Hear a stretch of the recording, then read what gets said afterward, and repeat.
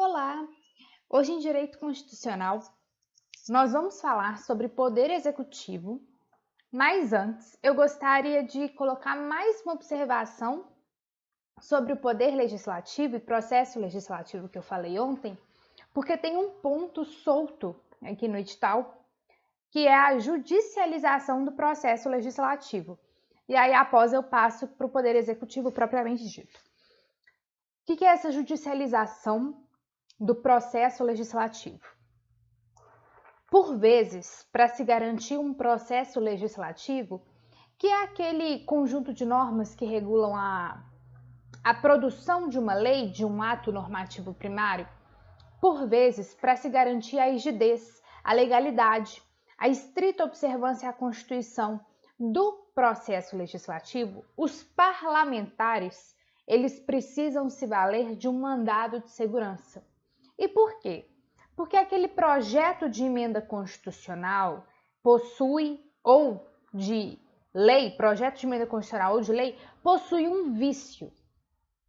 E o parlamentar, ele não é obrigado a ficar naquele trâmite daquele projeto se ele está completamente viciado.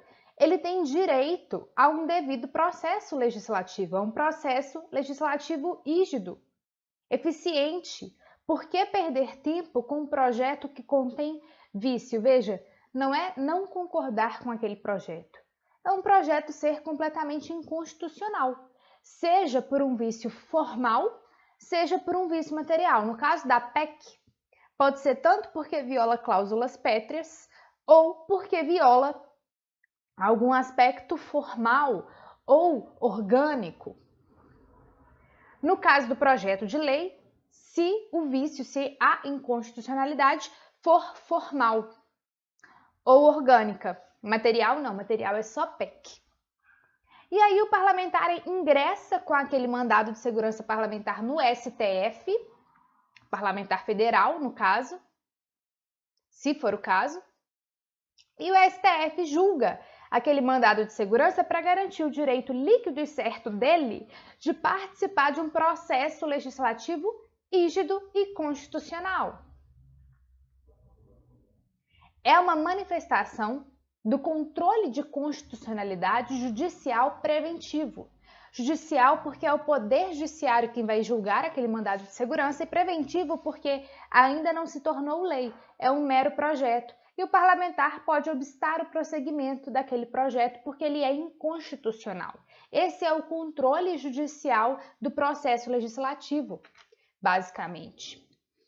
Não tem um artigo específico falando do mandado de segurança parlamentar, mas ele é um desdobramento lógico do próprio processo legislativo e da existência de um direito e garantia fundamental, que é o próprio mandado de segurança, um remédio constitucional previsto na Constituição. Ok? Então, esse é o mandado de segurança parlamentar. Lembrando que parlamentar perdeu o mandato, perdeu a legitimidade do mandado de segurança. O mandado de segurança será extinto sem julgamento de mérito, porque ele perdeu o seu objeto. Não pode um parlamentar continuar, deixar de ser parlamentar e querer aquela prestação jurisdicional do mandado de segurança parlamentar, ok? Então é basicamente isso a observação que eu queria fazer sobre esse ponto 1.9.1.1.1, judicialização do processo legislativo, e agora vamos ao poder executivo. Bom, poder executivo, um dos 3 poderes idealizados pelo Montesquieu, ele na nossa Constituição começa no artigo 76 e vai até o 91, ele fala não só sobre as atribuições, as competências do presidente da República, como também fala dos órgãos consultivos do presidente, Conselho da República, Conselho de Defesa Nacional. Fala da responsabilidade do presidente da República, enumera os crimes de responsabilidade. Então, é uma parte muito importante da Constituição. E antes a gente precisa se ater pelo seguinte. Quando eu falei sobre sistema de governo, eu disse que o sistema de governo poderia ser parlamentarista ou presidencialista. O Brasil adotou o sistema presidencialista. O que tem uma relativa independência entre o chefe do executivo e o parlamento. Há uma certa desvinculação entre os poderes. E o chefe do poder executivo, ele possui um mandato fixo, estável, com prazo certo. É um traço do presidencialismo. Caso você ainda tenha dúvidas, tem vídeo sobre isso. E bom, o artigo 84 da Constituição enumera uma série de atribuições. Essas atribuições, que são até desdobramentos lógicos do sistema presidencialista, reúne funções de chefe de Estado e chefe de governo. Por quê? Porque no presidencialismo, o chefe do Poder Executivo exerce essas duas funções, chefe de Estado e chefe de governo. Não tem o primeiro-ministro para exercer as funções do chefe de governo.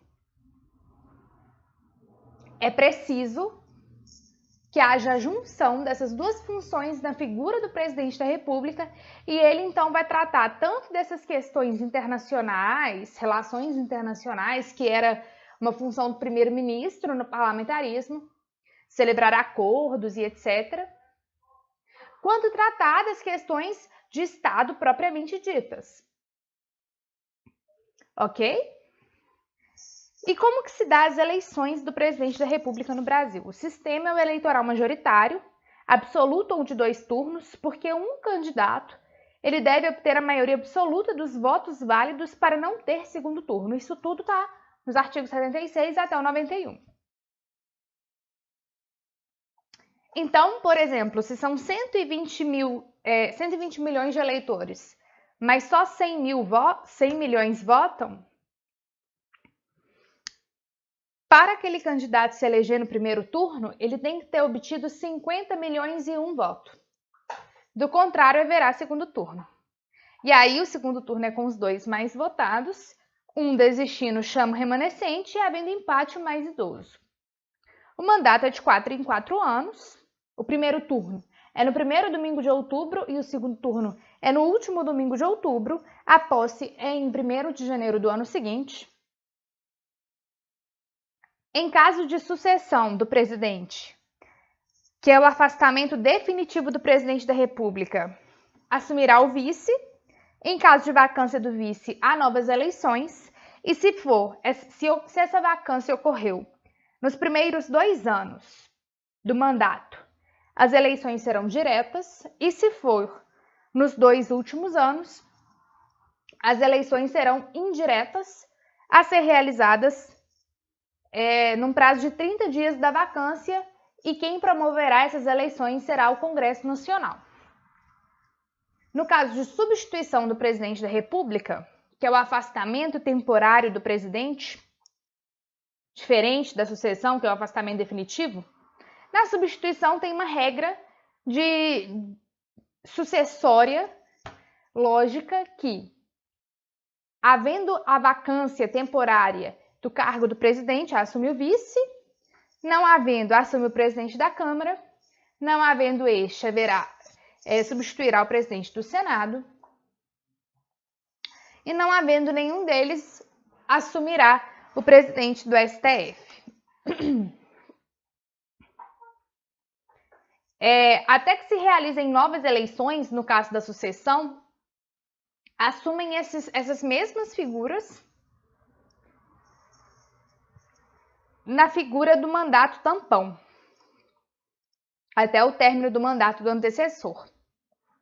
Como que se dá a responsabilidade do presidente da República? Como eu disse, o sistema de governo é o presidencialista,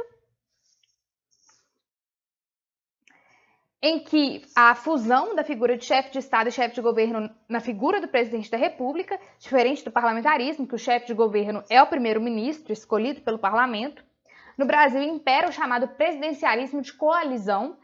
Esse monte de partido político que a gente tem é um traço muito, muito explícito do nosso presidencialismo de coalizão, as coligações que existem partidárias, esse monte de acordos acordos partidários eleitorais é próprio do presidencialismo de coalizão. E voltando à conversa da responsabilidade, nos crimes comuns. O que é crime comum? Os crimes que estão no Código Penal, na Lei de Contravenção Penal, que aí no caso são as contravenções e não os crimes, nas leis penais especiais, na legislação eleitoral, será julgado pelo STF. Então, o presidente da República ele goza dessa prerrogativa de função.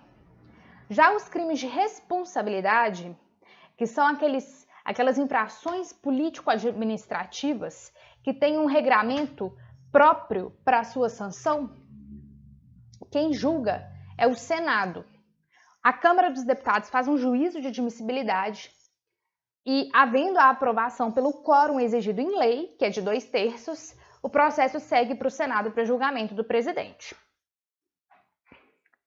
Bom, no caso de crime comum, que não guarde relação com o mandato, isso é bem importante de ser falado,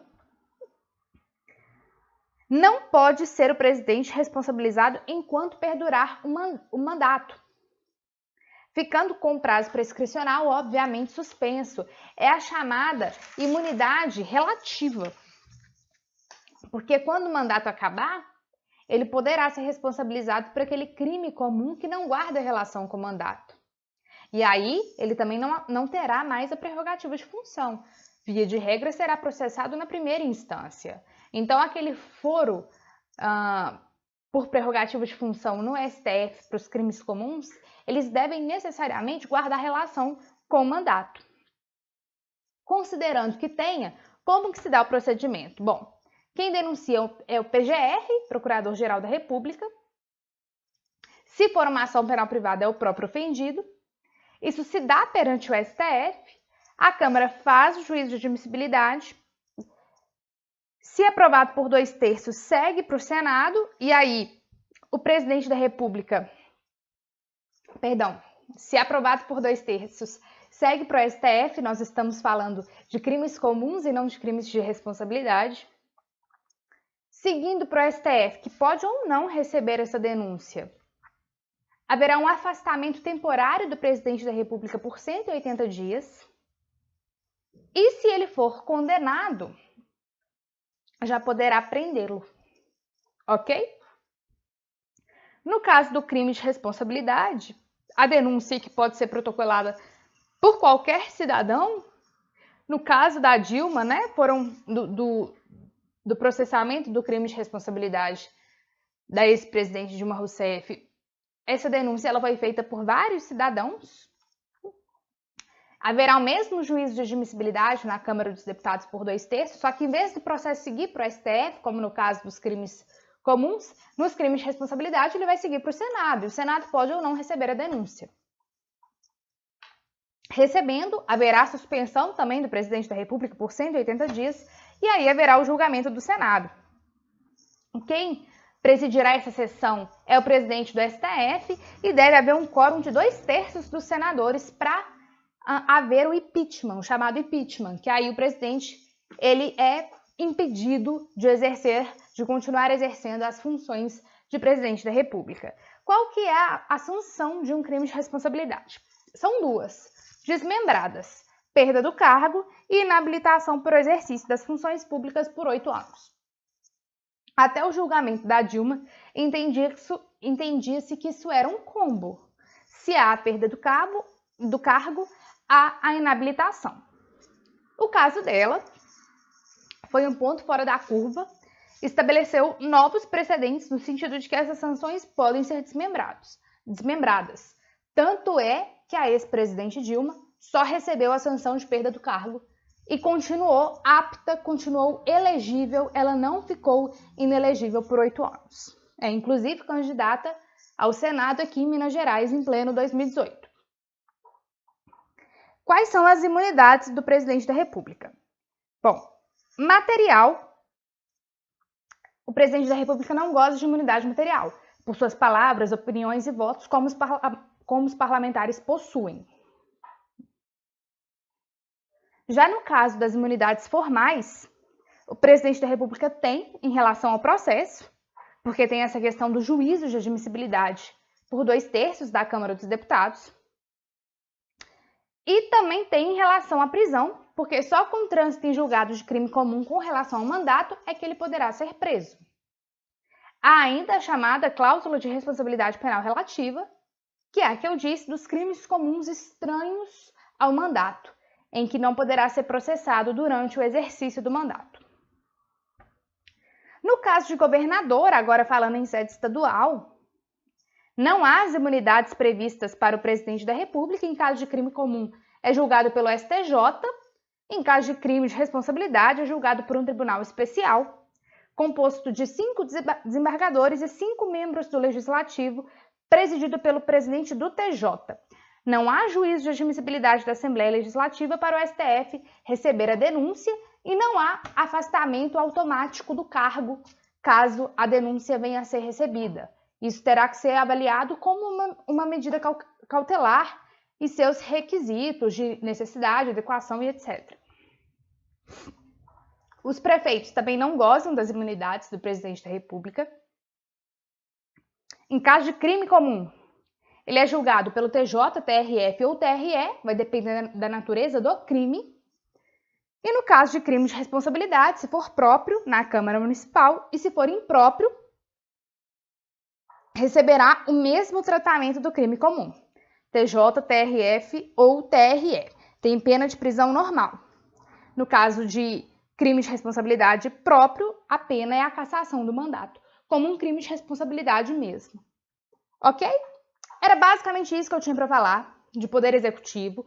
Consegui falar aí da judicialização do processo legislativo. Para maiores informações, caso o vídeo tenha ficado confuso, leia o 76 ao 91, os órgãos consultivos, Conselho da República, Conselho da Defesa Nacional, não merecem maiores considerações aqui nesse vídeo, haja vista a baixa recorrência em provas, mas são órgãos muito importantes. É importante saber a composição deles, para que eles servem. Eles são verdadeiros auxiliares do chefe do Poder Executivo, são importantes sim, ok? Façam a leitura dos artigos e é isso, muito obrigada.